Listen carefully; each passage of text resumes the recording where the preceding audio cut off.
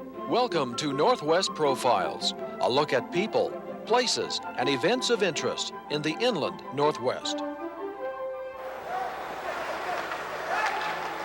Hudson got run over by Iafredi. Here's Presley over the line. He dropped it to Roenick, cutting and shoot. He got a piece of that. Rebound, Presley far board. To the line, McGill, a long shot, didn't get through. Cleared up the middle, the race is on. Here's Danfus cutting up the slot. Danfus on his backhand, he scores! It's intense, fast-paced, and exciting. It's hockey as it is played in the National Hockey League. Because it's the pinnacle of professional hockey, playing in the NHL is often the dream of every aspiring young hockey player. For some, the journey to fulfill that dream will begin here.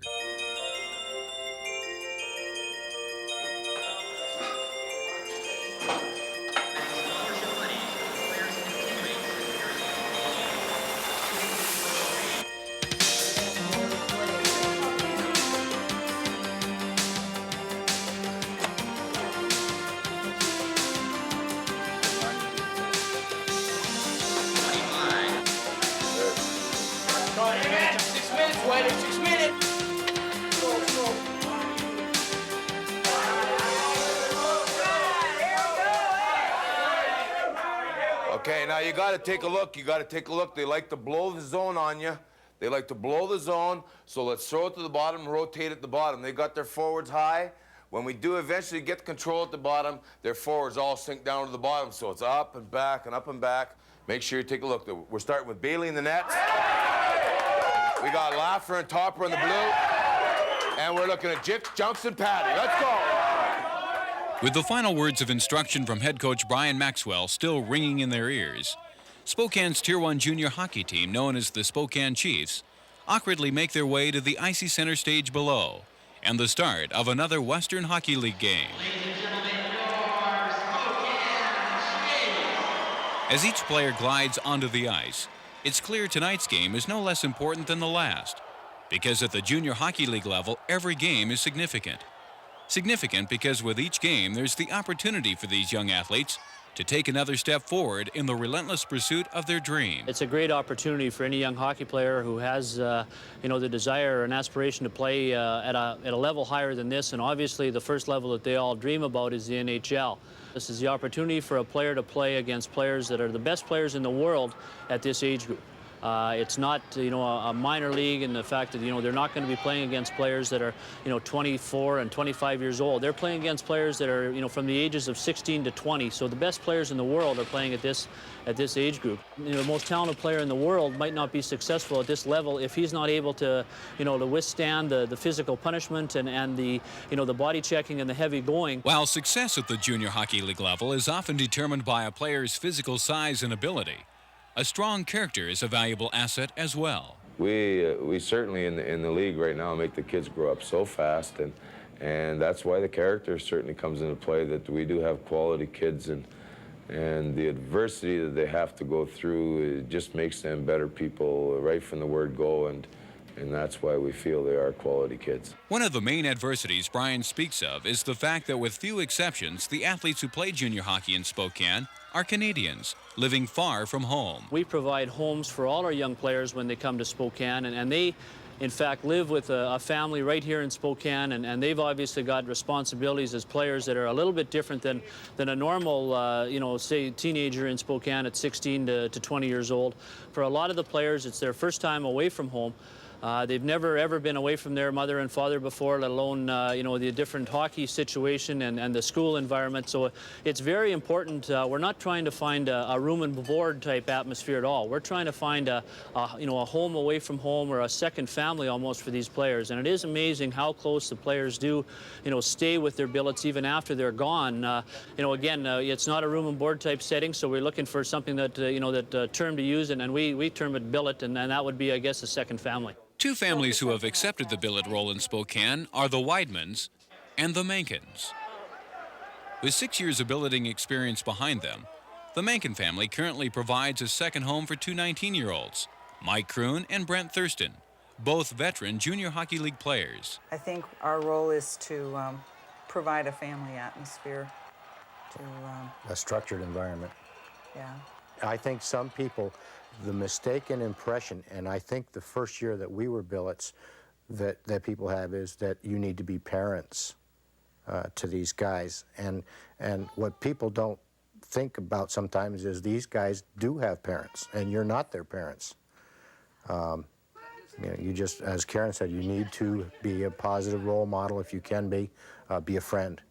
They need somebody they can come to with their concerns. At the beginning of the year, Mike and I had a rather lengthy conversation about what it's like to be in love. How do you know it's real love? Brent and I bicker more over whether or not he has to eat his vegetables, which is not his favorite. It's different with each guy, but being there for them, knowing that you get them for a short period of time and then they go away, and maybe the important thing is when they come back and you know you've made a difference in their life.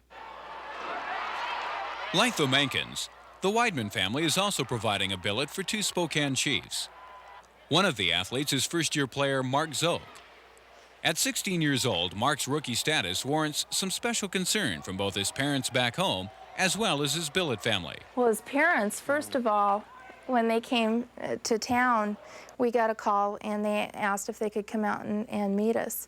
And I think that was before he moved in. Yeah. And they came out and they were real concerned. And we kind of shared our philosophy with kids. And then Mark moved in, and a couple weeks later, his dad dropped into town and didn't call or didn't announce or anything. And there was a knock at the door, and there was Mark's dad. And he just wanted to check and see. And Mark's made a great transition. He really hasn't been homesick. You know, although they're living in our home, they're treated just like our kids are treated. Mm-hmm. They are a member of the family. We love these guys just like they're our own.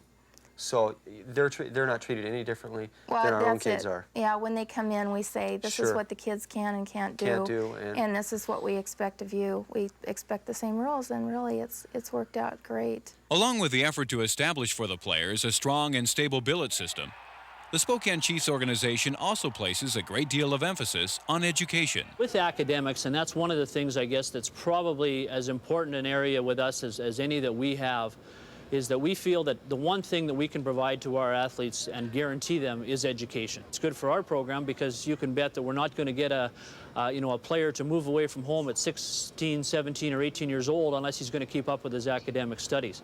We set up everything that we do as far as our schedule, number one, our practice schedule, everything that all our travel is done around school. We try to work it around holidays. We try to travel for the most part on weekends. It's very important to us. We have study hall one night a week for an hour and a half, or we have a tutor come in and make sure that our players, do keep up with their studies. Those things are very, very important. As well, when the player graduates, we make sure that he's got a secondary, schooling option. We've got players in both colleges, Spokane Falls and also the community college. The players that are going and taking classes that are going to hopefully help them with their future, if in fact hockey maybe doesn't work out. The high priority given to education within the Chiefs organization starts at the top, but it certainly doesn't end there. Here we certainly are concerned about their schooling to make sure that they get their schooling so that if hockey doesn't become what they end up being, that they have schooling to fall back on, and I never had it. In our time, schooling wasn't all that important, and so that makes you just realize how important it is. When Mike and Brent came last year, Brent had finished high school, but Mike was still going to high school, and when he came at the beginning of the year, I said, the first rule in this house is you go to school, and that's really, really stressed by the team, and particularly by us. And now both boys are in college. Every boy that we've ever had has said that Brian Maxwell is the best coach that they ever had. And I think that goes even beyond learning things that are on the ice. Education is important to him. Hockey for sure is my #1 goal right now, and I'm just basically looking at that, but I'm also attending school and taking my matric high school courses so I can get my diploma. And I don't really know what I'd like to do if I don't make it in hockey, but as long as I have my diploma there, I can always branch out into college, university, or whatever. For those of us outside of junior hockey and who only occasionally look in at game time, the life of these young athletes may appear glamorous and carefree. But to those who know, the reality of living life on an edge is something different. The boys say that in America, they're treated like celebrities, where in Canada, they're probably no different than the average high school student who plays baseball or football or basketball. I don't think people really understand what it's like to be in hockey. Sometimes those guys don't get home till 3 or 4 in the morning. They get 2 hours of sleep and they're back at school, and that's a real stressful environment for anyone. I think people forget that they're just teenage boys, struggling to be men, you know, no different than our own children. Their commitment to what they're doing is a very strong one.